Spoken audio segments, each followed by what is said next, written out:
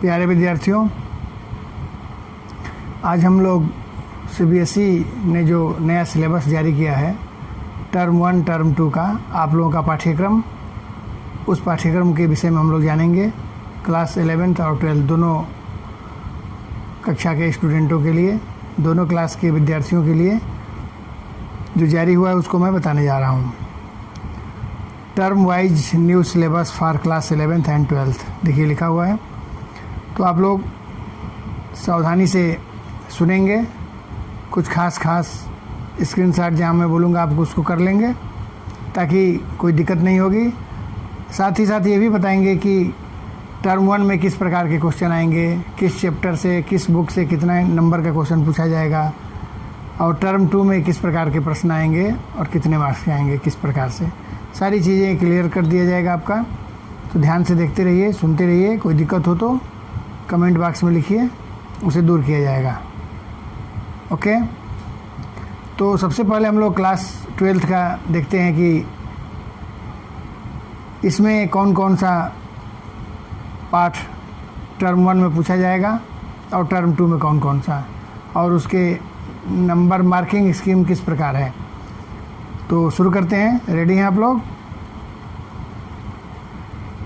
तो सबसे पहले मैं बता दूं कि सिलेबस को इस बार आपके जो पाठ्यक्रम है उसको सीबीएसई ने टर्म 1 और टर्म 2 में डिवाइड कर दिया है। 50% टर्म 1 में और 50% टर्म 2 में। कोरोना को देखते हुए ऐसा किया गया है। वैसे भी न्यू एजुकेशन पॉलिसी जो 2022 से लागू होने वाली है उसमें भी टर्म वाइज ही एग्ज़ाम की व्यवस्था है। तो अब हमको लग रहा है कि अब टर्म 1 टर्म 2 से ही चलता रहेगा। लेकिन इस बार जो टर्म 1 का एग्ज़ाम होगा वो पूरी तरह से एमसीक्यू होगा। अगर विद्यालय खुलता है तो विद्यालय पर, आपके स्कूल पर या किसी सेंटर पर सीबीएसई द्वारा डिसाइड दिए गए सेंटर पर एग्ज़ाम होगा। मल्टीपल चॉइस क्वेश्चन का होगा, 40 मार्क्स का, और 10 मार्क्स आपका इंटरनल असेसमेंट विद्यालय से दिया जाएगा। तो 50 हो गया, और 50 का ये होगा टर्म 2। टर्म 1 का एग्ज़ाम नवंबर दिसंबर में होगा, टर्म 2 का एग्ज़ाम मार्च अप्रैल में। दोनों में से किसी एक मंथ में डिसाइड सीबीएसई करेगी। अभी इस संबंध में कोई दिशा निर्देश नहीं अभी आया है। तो देखते हैं हम लोग क्लास 12th का सबसे पहले गद्य खंड में कौन कौन चैप्टर टर्म 1 के एग्ज़ाम में आएगा। नवंबर से पहले आपको इसको पूरा कर लेना होगा, और मल्टीपल चॉइस क्वेश्चन की जितनी अधिक आप लोग प्रैक्टिस करेंगे उतना ही अच्छा रहेगा। तो पाठ 11 गद्य खंड का हम लोग देखते हैं। तो महादेवी वर्मा की भक्तिन गद्य खंड का पहला चैप्टर है ये। और बाजार दर्शन जैनेन्द्र कुमार लेखक हैं। काले मेघा पानी दे धर्मवीर भारती का। तो गद्य खंड से यह 3 चैप्टर से प्रश्न पूछा जाएगा टर्म 1 में, मल्टीपल चॉइस क्वेश्चन। वो किस प्रकार आएगा वो आगे हम बताएंगे। पहले आप चैप्टर देखिए कि क्या क्या, इसको स्क्रीनशॉट आप लोग कर लेंगे तो अच्छा रहेगा। टर्म 1 में इतना ही पढ़ना है। आरोह भाग 2 से, गद्य खंड से 3 और काव्य खंड से 4। पहला जो पाठ है काव्य खंड में हरिवंश राय बच्चन का एक गीत। इसमें 2 कविता है, आत्म परिचय और एक गीत हरिवंश राय बच्चन जी की। तो आत्म परिचय नहीं आएगा, आत्म परिचय से प्रश्न नहीं पूछा जाएगा। 30% सिलेबस जो सीबीएसई ने पिछले साल कम किया था वही सिलेबस इस बार भी आप लोगों के लिए सीबीएसई ने दिया है। तो एक गीत छोटी कविता है, ये आएगा। और कुंवर नारायण की कविता के बहाने, ये भी 2 पार्ट है, लेकिन कविता के बहाने केवल आएगा 1 पार्ट। और पार्ट 4 रघुवीर सहाय का कैमरे में बंद अपाहिज, ये कविता भी आपके टर्म 1 में इससे प्रश्न पूछा जाएगा। और पाठ 5 गजानन माधव मुक्तिबोध का सहर्ष स्वीकारा है। तो कुल काव्य खंड से 4 चैप्टर हो गए, 4 पाठ। इन चारों से प्रश्न पूछा जाएगा मल्टीपल चॉइस, और गद्य खंड में 3 से। क्लियर है? आप लोग इसका स्क्रीनशॉट कर लेंगे। इसके बाद हम देखते हैं बितान, जो दूसरी बुक है आपकी। अभी तो आरोह भाग 2 का देख रहे थे, अब इसके बाद बितान भाग 2 क्लास 12th के लिए। इसमें 4 चैप्टर हैं, जिसमें से 2 चैप्टर टर्म 1 में सिल्वर वेडिंग और आनंद यादव का जूझ। मनोहर श्याम जोशी का जो चैप्टर है, पाठ है सिल्वर वेडिंग, जिसको लिखा है मनोहर श्याम जोशी ने, लेखक हैं, और आनंद यादव लेखक का जूझ है। तो ये 2 चैप्टर से प्रश्न पूछा जाएगा। ये जो टर्म 2 होगा, इसमें से बितान भाग 2 से कोई चैप्टर को हटाया नहीं गया है, पिछले वर्ष भी नहीं हटाया गया था। 4 चैप्टर है, चारों रखा गया है, 2 टर्म 1 में और 2 टर्म 2 में। ठीक है। अभिव्यक्ति और माध्यम, ये भी आपकी तीसरी बुक है एनसीईआरटी द्वारा जो जारी की गई है। तो इसका पाठ 3, तीसरा पाठ विभिन्न माध्यमों के लिए लेखन, विभिन्न माध्यमों के लिए लेखन, ये तीसरा पाठ। और चौथा है पत्रकारीय लेखन के विविध रूप और लेखन प्रक्रिया। तो ये 3 और 4 चैप्टर जो उसका है अभिव्यक्ति और माध्यम बुक से, इससे 2 चैप्टर लिया गया है और 2 बितान से, और उधर आप देख लिए। तो इसको भी स्क्रीनशॉट कर लेंगे। इतना ही आपका सिलेबस है टर्म 1 के लिए, जो पूरी तरह से मल्टीपल चॉइस क्वेश्चन ही पूछा जाएगा। अब देख लेते हैं कि मार्किंग स्कीम किस प्रकार से होगी। पहला क्वेश्चन जो आपका होगा, इसमें 2 अपठित गद्यांश होंगे, 2 अपठित गद्यांश, अनसीन पैसेज होगा 2, 10-10 मार्क्स के, लेकिन करना एक ही रहेगा। तो 10 नंबर का एक अनसीन पैसेज हो गया। और अपठित काव्यांश, यह भी 2 रहेगा। एक कविता से 5 क्वेश्चन पूछा जाएगा अनसीन अपठित काव्य से, और 2 होगा, कोई एक ही करना होगा। तो दोनों में एक एक ऑप्शन रहेगा आपके पास। गद्यांश भी 2 रहेगा 10-10 क्वेश्चन के, जो एक करना होगा, जो आपको अच्छे से समझ में आ रहा है। 10 क्वेश्चन 1-1 नंबर के मल्टीपल चॉइस, और 2 अपठित काव्यांश होंगे जिसमें से एक करना होगा 5 मार्क्स का। तो 10 और 5 15 नंबर का ये आपका क्वेश्चन 1 और 2 हो जाएगा उसमें, या क्वेश्चन 1 के ही पार्ट हो जाएंगे। से क्वेश्चन नंबर से कोई मतलब नहीं है, इसी सीक्वेंस में रहेगा। इसके बाद कार्यालय हिंदी अभिव्यक्ति और माध्यम पुस्तक जो है, उससे 5 नंबर के 5 क्वेश्चन पूछा जाएगा। अभी सिलेबस में मैंने पीछे दिखाया था कौन कौन चैप्टर आ रहा है, उन्हीं चैप्टरों से, उन्हीं पाठों से 5 प्रश्न पूछा जाएगा। मल्टीपल चॉइस होगा, 1-1 नंबर का 5 क्वेश्चन। तो ये 5 हो गया, 15 और 5 20, ये 20 मार्क्स हो गया आपका कंप्लीट। इसके बाद 20 मार्क्स जो होगा 20 नंबर, वो आपकी आरोह और वितान से पूछा जाएगा। तो पाठ्य पुस्तक आरोह भाग 2 से, लेकिन वो भी बहुविकल्पी। अपठित जो ये पठित है, जो आप कविता पढ़े हैं, उस पठित काव्य के आधार पर 5 प्रश्न रहेगा, उससे 1-1 नंबर के मल्टीपल चॉइस। जो कविता आपको पढ़ना था, 4 चैप्टर था ना कविता का, तो उन चारों चैप्टर से 5 क्वेश्चन रहेंगे, 1-1 नंबर का क्वेश्चन रहेगा मल्टीपल चॉइस। और गद्यांश से भी 5 क्वेश्चन 1-1 नंबर का रहेगा। तो 5-5 10 हो गया, और फिर दोनों से मिला करके फिर 5 नंबर का होगा। मतलब आपके अपठित, ये जो पठित काव्य है आरोह भाग 2 से, जो भी गद्य और काव्य के चैप्टर पढ़ना है, जो पाठों को आपको पढ़ना है सिलेबस में, जो पीछे हमने बताया, उन पाठों से 15 नंबर के 15 मल्टीपल चॉइस क्वेश्चन MCQ के प्रश्न होंगे, जो 15 नंबर का होगा, 1-1 नंबर का 15। इसके बाद बितान पुस्तक से जो 2 चैप्टर लिया गया है, जूझ और सिल्वर वेडिंग, उससे दोनों चैप्टर से 5 क्वेश्चन होगा, 5 मल्टीपल ये भी होगा। तो 5 ये और 15 ये 20, और 20 इधर था, कुल 40 नंबर हो गया, 40 मार्क्स। और 10 नंबर के श्रवण और वाचन से संबंधित प्रश्न पूछा जाएगा। श्रवण और वाचन, सुनना, और वाचन मतलब पढ़ना। तो ये आपकी क्षमता का टेस्ट, ये आंतरिक मूल्यांकन विद्यालय के शिक्षक द्वारा होगा, जो आपको पढ़ाते हैं हिंदी, विद्यालय के शिक्षक लेंगे। और 10 नंबर वही 5 श्रवण और 5 वाचन के आधार पर आपको 10 नंबर दिया जाएगा। तो ये 50 मार्क्स के हो गया। टर्म 1 50 नंबर का कंप्लीट हो गया। अब हम लोग देखेंगे टर्म 2 का क्या सिलेबस है और उसके क्या मार्किंग स्कीम है। तो टर्म 2 आरोह भाग 2 के टर्म 2 में गद्य खंड का सबसे पहले हम लोग देख लेते हैं। जैसे कि उसमें देखा था हम लोगों ने, गद्य खंड में फणीश्वर नाथ रेणु की पहलवान की ढोलक, पहलवान की ढोलक पाठ का नाम है, लेखक है फणीश्वर नाथ रेणु। और रजिया सज्जाद जहीर का नमक पाठ है, ये इससे भी पूछा जाएगा। बाबा साहब भीमराव अम्बेडकर के, इसमें 2 खंड है एक ही पाठ के अंतर्गत, श्रम विभाजन और जाति प्रथा, और सेकंड पार्ट है मेरी कल्पना का आदर्श समाज। तो ये 3 गद्य के पाठ हो गए, 14, 16 और 18। ये गद्य खंड से 3 चैप्टर हैं। इन 3 पाठों को आप लोग सेकेंड टर्म में पढ़ेंगे। और एक चीज़ और बता दूं कि फर्स्ट टर्म में जो पाठ से प्रश्न पूछा जाएगा, फर्स्ट टर्म में जो एग्ज़ाम हो जाएगी, सेकेंड टर्म में फर्स्ट टर्म से कुछ भी नहीं पूछा जाएगा। तो फर्स्ट टर्म की अभी तैयारी करनी है, फर्स्ट टर्म का एग्ज़ाम हो जाएगा तो सेकेंड टर्म की तैयारी करनी है। फर्स्ट टर्म का कोई भी पाठ सेकेंड टर्म में नहीं रहेगा, सेपरेट कर दिया गया है बिल्कुल। और इसके काव्य खंड से हम लोग देख लेते हैं क्या आएगा, कितना कौन कौन सा पाठ आएगा। तो उषा कविता है, शमशेर बहादुर सिंह की उषा कविता, तुलसीदास की कवितावली और लक्ष्मण मूर्छा राम विलाप। ये तुलसीदास कृत दोनों है, लक्ष्मण मूर्छा राम विलाप रामचरितमानस से है।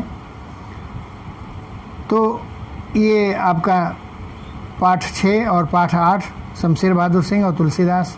और फिराक गोरखपुरी की गज़ल, रुबाइयाँ और गज़ल, ये भी फिराक गोरखपुरी की रुबाइयाँ भी है और गज़ल भी है, 2 पार्ट में है कविता। तो ये 3 काव्य खंड के हो गए 3 पाठ, और 3 ये देखे आप गद्य के हो गए। ये आपका टर्म 2 का सिलेबस है आरओ भाग 2 से।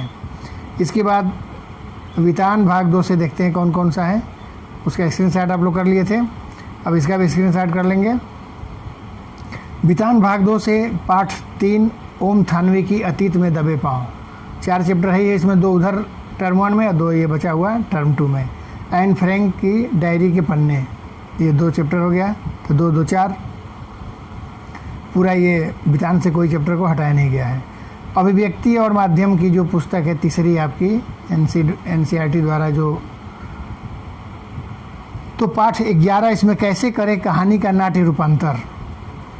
कोई कहानी अगर आपके पास है, दी गई है या आपने लिखी है, उसको नाटक में अगर परिवर्तित करनी है, उसको नाटक में लिखनी है, बनानी है, परिवर्तित करनी है, तो किस तरह से करेंगे, किन किन बातों का ध्यान रखेंगे।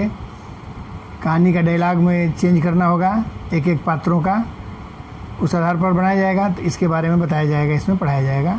तो ये रखा गया है पाठ 11 जो नई बुक आप लेंगे अभिव्यक्ति और माध्यम की, नई वाली बुक में ये होगा।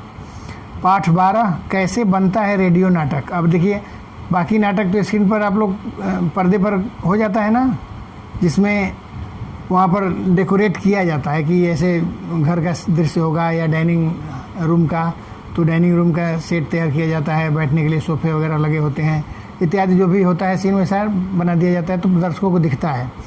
लेकिन जो रेडियो के नाटक होते हैं उसमें दिख तो पता नहीं है कुछ, हम सुन करके ही समझते हैं। तो उसमें जो भी हम लोग नाटक में देखते हैं उसको रेडियो में बोल करके बताना पड़ता है कि दृश्य कैसा है, सिचुएशन कैसा है, वो सब हम लोग बोल करके। तो ये सारी चीज़ें रेडियो के नाटक कैसे बनते हैं इसके विषय में जानना होगा। ये दूसरा पाठ है। तीसरा पाठ है नए और अप्रत्याशित विषयों पर लेखन। नए और अप्रत्याशित अर्थात करेंट जो न्यूज़ चल रहा है, जो घटनाएं हो रही है समाज में, देश में, जो भी नए नए समाचार आ रहे हैं, इनसे संबंधित आपको लेखन करना है, लिखना है उस पर। ये 5 मार्क्स का आएगा।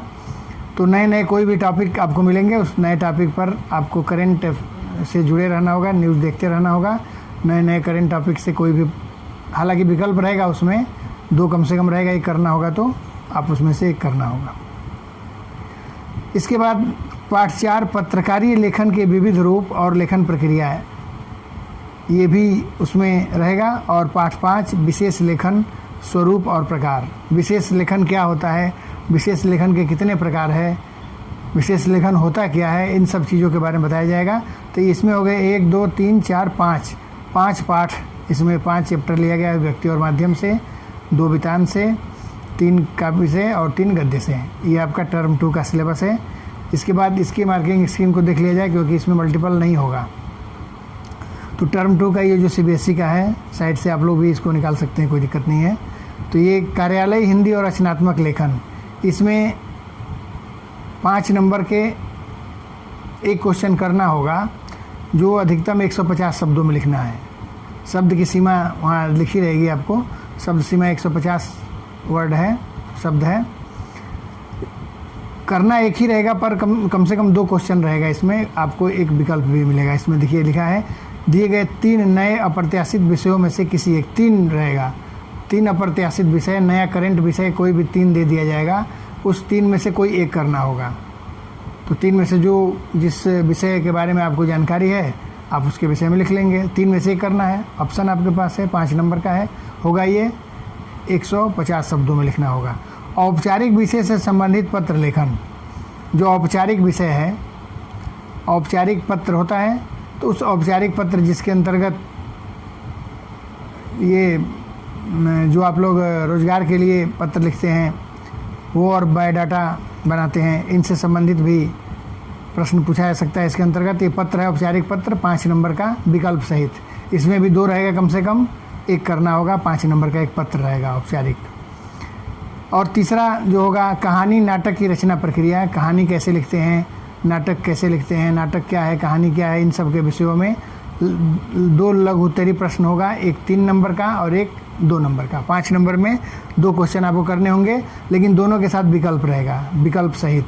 मतलब 3 नंबर के 2 क्वेश्चन कम से कम रहेगा, 1 करना होगा, और 2 नंबर का भी 2 क्वेश्चन रहेगा, 1 करना होगा। यहाँ विकल्प के साथ 5 नंबर हो जाएगा।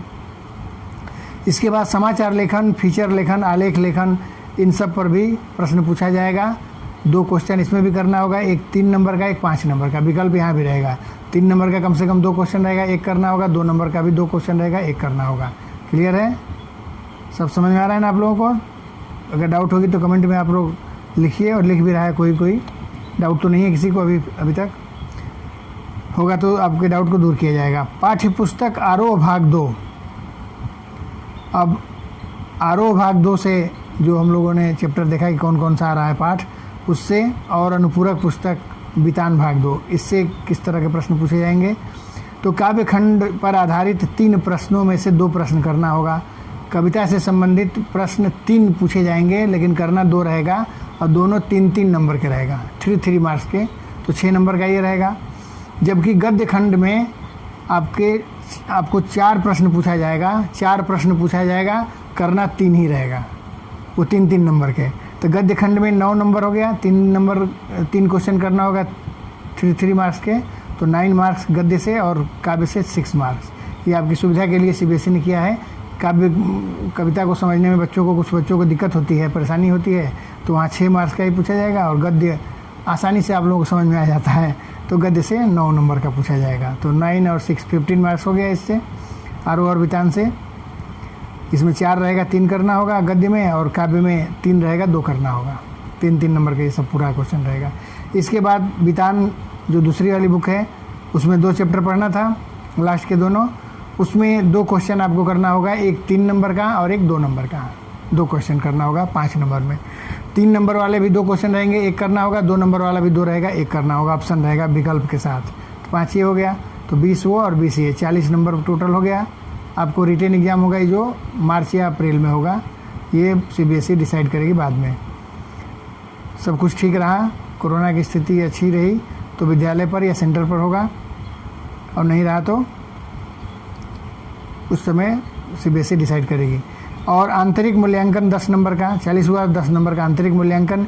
इसमें आंतरिक मूल्यांकन टर्म 1 में श्रवण वाचन था, इसमें परियोजना कार्य, प्रोजेक्ट आप लोग जो बनाते हैं, हर साल बनता आ रहा है, तो उस प्रोजेक्ट वर्क पर 10 नंबर रहेगा आपका। वो प्रोजेक्ट आपको विद्यालय के शिक्षक देंगे, उस पर आप लोग बनाएंगे, और 10 नंबर का ये होगा, तो ये 50 हो गया। तो टर्म 1 50 मार्क्स और टर्म 2 भी 50 मार्क्स, कुल 100 मार्क्स हो गया। तो यही आपका 12th के लिए सिलेबस है और मार्किंग स्कीम है। उम्मीद है आप लोग अच्छे समझ में आ गया होगा। अब हम लोग देखते हैं कि कौन कौन चैप्टर नहीं पढ़ना है। 30% जो हटाया है सीबीएसई ने, तो कौन कौन चैप्टर हटा दिया गया है।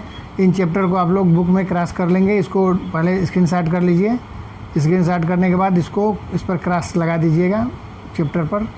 इसको ना तो टर्म 1 में या टर्म 2 किसी में नहीं पढ़ना है। पहला पाठ है आत्मपरिचय, आत्मपरिचय नहीं पढ़ना है। एक गीत इसका पढ़ना है, जो लिखा है बस चैप्टर का नाम सीधा सीधा कटना चाहिए। पतंग क्रॉस कर दीजिए, कट कर दीजिए। बात सीधी थी, कट कर दीजिए, इसका एक पार्ट पढ़ना था। बादल राग कट कर दीजिए। छोटा मेरा खेत, बगुलों के पंख, चार्ली चैपलिन यानी हम सब, और सीरीज़ के फूल। इतने पाठों को आप लोग क्रॉस कर देंगे, कट कर देंगे। इन पाठों से न तो टर्म 1 में पूछा जाएगा और ना ही टर्म 2 में। तो ये रहा आपका 12th का। उम्मीद है 12th के बच्चों को समझ में आ गया होगा। स्क्रीनशॉट ले लीजिए। अब 11th का हम लोग देख लेते हैं।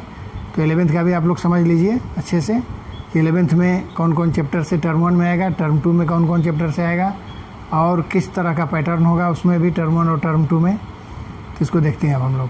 अब क्लास 11th के लिए अलर्ट हो जाइए आप लोग। अगर 11th के स्टूडेंट हैं तो आपके लिए काम की चीज़ है ये, आप लोग थोड़ा अलर्ट हो जाइए अब। तो टर्म 1 में कौन कौन चैप्टर गद्य खंड से, आरोह भाग 1 इसका नाम है, वो भाग 2 था 12th के लिए। बुक का नाम एक ही है, बस भाग 1 और भाग 2, पार्ट 1 पार्ट 2। तो 1 है 11th के लिए। तो गद्य खंड का पहले हम लोग देखते हैं कौन कौन चैप्टर आएगा। नमक का दरोगा मुंशी प्रेमचंद की फेमस कहानी है, और मियाँ नसरुद्दीन कृष्णा सोबती की, और गलता लोहा शेखर जोशी की। ये 3 गद्य खंड से आएगा चैप्टर। इसको स्क्रीनशॉट आप लोग कर लें, फ़ोटो ले लें। और काव्य खंड से कबीर के 2 पद हैं, हम तो एक एक कर जाना, असंतो देखत जग बोराना। कबीर के ये दोनों पद हैं, ये आपके सिलेबस में है टर्म 1 में। और मीरा के भी 2 पद हैं, मेरे तो गिरधर गोपाल दूसरों न कोई, पहला, और दूसरा है पग घुंघरू बांध मीरा नाची। तो ये दोनों मीरा के हैं, यह भी टर्म 1 में है। और पाठ 4 सुमित्रा नंदन पंत की वे आँखें, मतलब 3 पाठ गद्य से और 3 काव्य से, कबीर, मीरा और पंत। ये तीनों कवि की कविताएं जो है वो टर्म 1 में, और ये 3 लेखक की जो रचना है वो टर्म 1 का सिलेबस है ये आपका। इसको आप लोग स्क्रीनशॉट कर लें। इसके बाद बितान आपकी जो दूसरी बुक है उससे, तो इसमें 3 ही चैप्टर है, आप लोग देख लेंगे। अगर नहीं पता है तो, पता होगा तो अच्छी बात है। तो इसमें टर्म 1 में केवल एक चैप्टर रखा गया है, भारतीय गायिकाओं में बेजोड़ लता मंगेशकर। लता मंगेशकर के विषय में बताए हैं कुमार गंधर्व जी ने। तो ये टर्म 1 में केवल एक चैप्टर है, बितान भाग 1 से। अभिव्यक्ति और माध्यम जो तीसरी बुक है आपकी, उससे केवल एक चैप्टर रखा गया है, शब्दकोश। उसी के अंतर्गत है संदर्भ ग्रंथों की उपयोग विधि। शब्दकोश क्या है, डिक्शनरी जिसको अंग्रेजी में आप लोग कहते हैं, क्या है, कैसे उसको देखते हैं, उसको देखने का तरीका क्या है, कौन से वर्ण के बाद कौन सा वर्ण आता है, ये सब सीक्वेंस आप लोग पूरा शब्दकोश के बारे में जानेंगे। और संदर्भ ग्रंथ, रेफरेंस बुक को कैसे उपयोग करते हैं, उससे कोई संदर्भ ग्रंथ है, कोई रेफरेंस बुक है, तो उससे आपको कुछ देखना है तो कैसे देखेंगे, उसके विषय में संदर्भ ग्रंथ होती क्या है, इसके विषय में जानेंगे एक पाठ। ये बस इतना ही है टर्म 1 में आपका। अब इसके मार्किंग स्कीम हम लोग देख लेते हैं। तो टर्म 1 जैसा कि 12th में पूरी तरह से मल्टीपल चॉइस क्वेश्चन रहेगा टर्म 1 का, 40 मार्क्स का और 10 मार्क्स का इंटरनल असेसमेंट, उसी तरह से 11th का भी टर्म 1 में, 11th में भी पूरी तरह से टर्म 1 के जितने भी चैप्टर आप लोगों को हमने दिखाया पीछे, सारे चैप्टर से मल्टीपल चॉइस क्वेश्चन ही रहेगा। अनसीन पैसेज भी रहेगा, अभी देख लेते हैं। तो 15 नंबर देखिए यहाँ दिया है, अनसीन पैसेज रहेगा आपका, गद्य और काव्य। तो गद्य से 10 नंबर का क्वेश्चन पूछा जाएगा, 2 गद्यांश रहेंगे, 10-10 क्वेश्चन रहेंगे, दोनों गद्यांश से कोई एक करना होगा, तो 10 नंबर हो गया। अपठित काव्यांश भी 2 रहेगा, 1 पर 5 क्वेश्चन पूछा जाएगा, तो 5-5 2 रहेगा, एक ही करना होगा। तो 10 अनसीन गद्य, अपठित गद्य से 10 और 5 अपठित काव्य से, तो 10-5 15, दोनों में विकल्प रहेगा, 2-2 रहेगा, एक एक करना होगा। तो जो आपको अच्छा लगेगा, आसान रहेगा, सरल लगेगा, उसको आप लोग करेंगे। तो ये हो गया 15 नंबर। इसके बाद कार्यालयी हिंदी और रचनात्मक लेख, अभिव्यक्ति और माध्यम पुस्तक के आधार पर केवल एक ही था, शब्दकोश से संबंधित शब्दकोश था और रेफरेंस संदर्भ बुक थी। तो इससे संबंधित 5 प्रश्न पूछा जाएगा, 1-1 नंबर का, मल्टीपल चॉइस ये भी रहेगा, ठीक है। तो ये 5 हो गया, 15 और 5 20 नंबर हो, ये कंप्लीट हो गया आधा।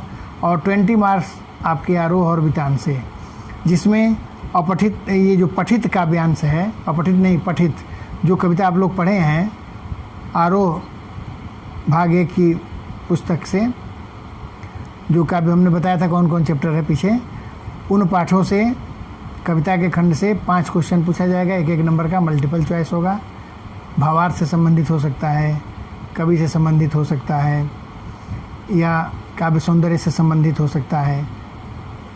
इसके बाद गद्यांश, जो पठित गद्यांश है, जो आपके आरोह भाग 1 में पढ़ेंगे, जो पीछे हमने चैप्टर बताया था, उन पाठों से भी 5 क्वेश्चन पूछा जाएगा, एक नंबर का 5, तो 5 5 10 हो गया, और एक और 5 क्वेश्चन एक नंबर का इन्हीं पाठों से, मतलब पठित काव्य और पठित गद्य, इन्हीं जो अब इसका मतलब ये समझ लीजिए कि पाठ्य पुस्तक जो आरोह है, आरोह के गद्य और काव्य खंड को मिला करके जितने भी पाठ हैं, उन पाठों से 15 नंबर के 15 क्वेश्चन पूछे जाएंगे, जो सब मल्टीपल चॉइस होगा, MCQ होगा, जिसका आपको आंसर देना होगा। क्लियर है? और अनुपूरक पाठ्य पुस्तक बितान, जो दूसरी पुस्तक है बितान भाग 1, उससे भी बहुविकल्पी प्रश्न ही पूछा जाएगा। इसमें भारतीय गायिकाओं में बेजोड़ लता मंगेशकर चैप्टर बताया था हमने, उस पाठ से, एक ही पाठ है इसमें टर्म 1 में, तो उस पाठ से 5 मल्टीपल चॉइस क्वेश्चन इसमें भी पूछा जाएगा, एक नंबर का 5 नंबर, एक ही पाठ है, तो उसको थोड़ा ध्यान दे के पढ़ना होगा। वैसे थोड़ा सा है सुर लय ताल के बारे में, संगीत के बारे में, शास्त्रीय संगीत और चित्रपट संगीत के बारे में बताया गया है, लता मंगेशकर की गायकी के विषय में बताया गया है, तो इससे संबंधित 5 प्रश्न पूछा जाएगा, एक नंबर का, तो इसको आप लोग ध्यान देंगे। ये हो गया 40 मार्क्स, 40 नंबर हो गया। और 10 नंबर का आपका श्रवण और वाचन, यही 12th में भी था। श्रवण मतलब सुनना, वाचन माने पढ़ना। श्रवण और वाचन से संबंधित आपके विद्यालय के शिक्षक ये आंतरिक मूल्यांकन, इंटरनल असेसमेंट करेंगे, और उसके आधार पर 10 नंबर में से आपको देंगे 10। तो ये हो गया 50, टर्म 1 में 50 मार्क्स कंप्लीट हो गया। अब टर्म 2 का सिलेबस हम लोग देखते हैं क्या है, क्लास 11th के टर्म 2 आरोह भाग का। तो पहले गद्य खंड को ही देख लेते हैं। गद्य खंड में ये स्फीति में बारिश, कृष्णनाथ इसके लेखक हैं। जामुन का पेड़, कृष्णचंद्र, और भारत माता, पंडित जवाहरलाल नेहरू। तो ये 3 चैप्टर गद्य खंड से टर्म 2 में पूछा जाएगा, इसको आप लोग स्क्रीनशॉट कर लें। और काव्य खंड में भी 3, भवानी प्रसाद मिश्र की घर की याद, दुष्यंत कुमार की गज़ल, और निर्मला पुतुल आदिवासी कवयित्री हैं, आओ मिलकर बचाएं। तो 3 काव्य खंड से और 3 गद्य खंड से 6 चैप्टर, ये 6 पाठ आपका आएगा टर्म 2 के एग्ज़ाम में। इसको स्क्रीनशॉट कर लें ताकि बाद में कोई दिक्कत ना हो।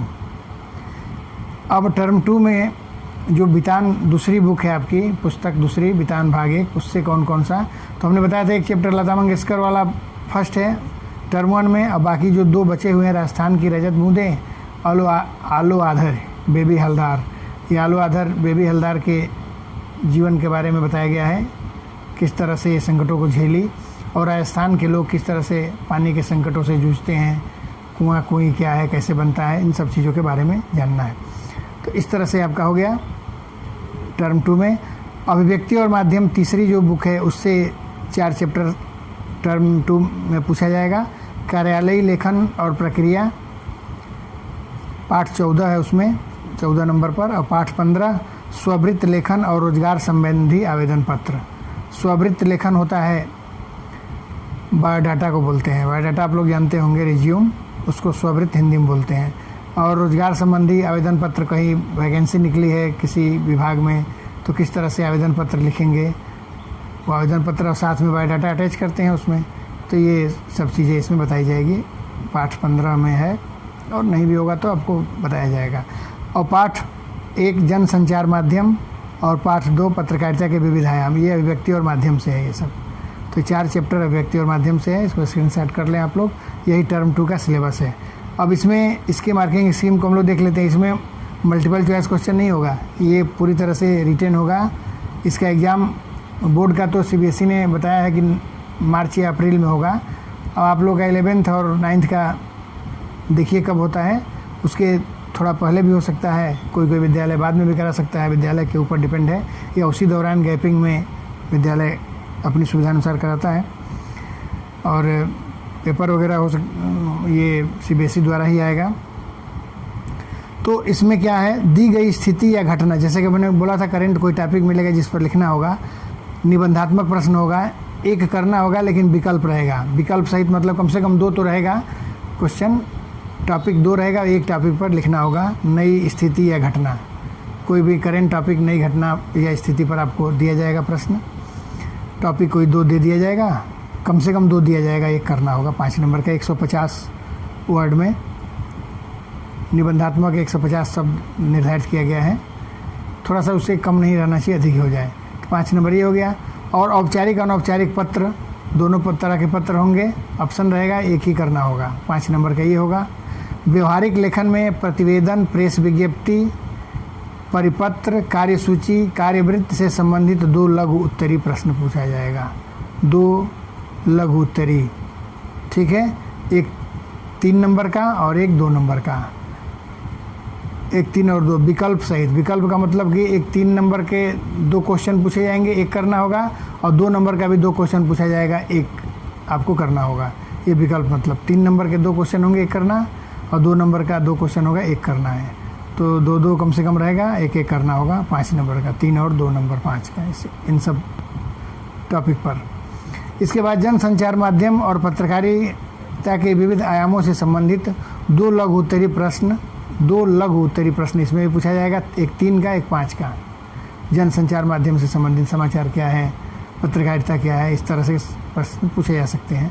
तो 3 नंबर का एक करना होगा, एक 2 नंबर का, लेकिन दोनों में विकल्प रहेगा, अर्थात 3 नंबर का 2 क्वेश्चन रहेगा, एक करना होगा, और 2 नंबर का भी 2 रहेगा, एक करना होगा। तो विकल्प रहेगा आपको, आपकी सुविधा के लिए, जो आपको अच्छे से याद है। जनसंचार माध्यम के इसमें बता दिया हमने कि 2 प्रश्न करना होगा। इसके बाद पाठ्यपुस्तक आरोह भाग 2 तथा अनुपूरक पाठ्यपुस्तक वितान भाग 2।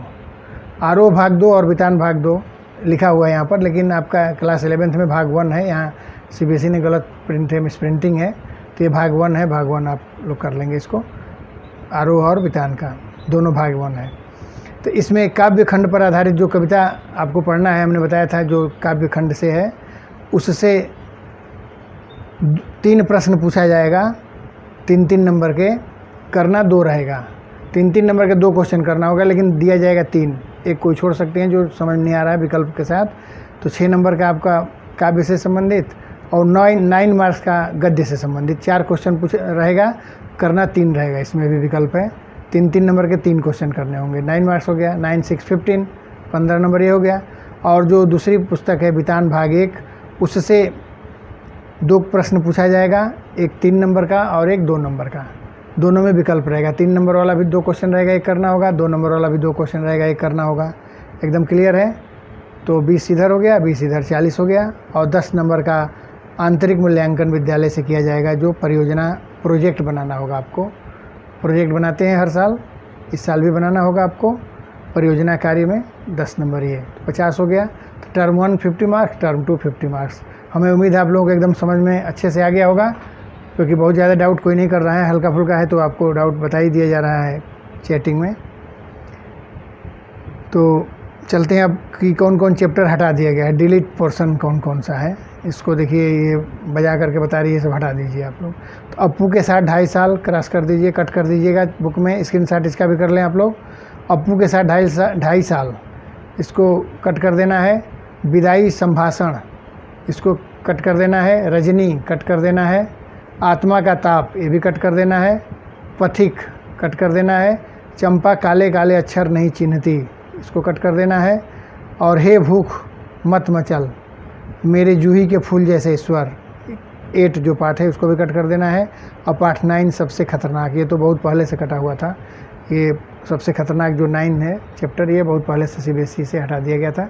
तो इन पाठों को आप लोग बुक में क्रॉस कर देंगे, कट कर देंगे।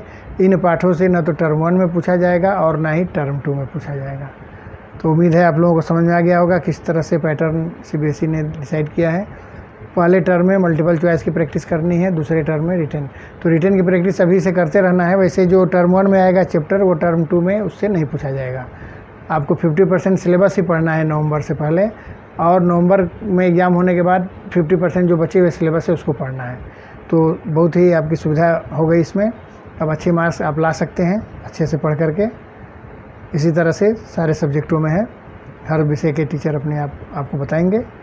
किसी भी तरह की समस्या हो तो अवश्य कमेंट बॉक्स में लिखें, और अगर समझ में आ गया अच्छे से तो ज़रूर कमेंट में लिखें कैसा लगा। Okay, thank you.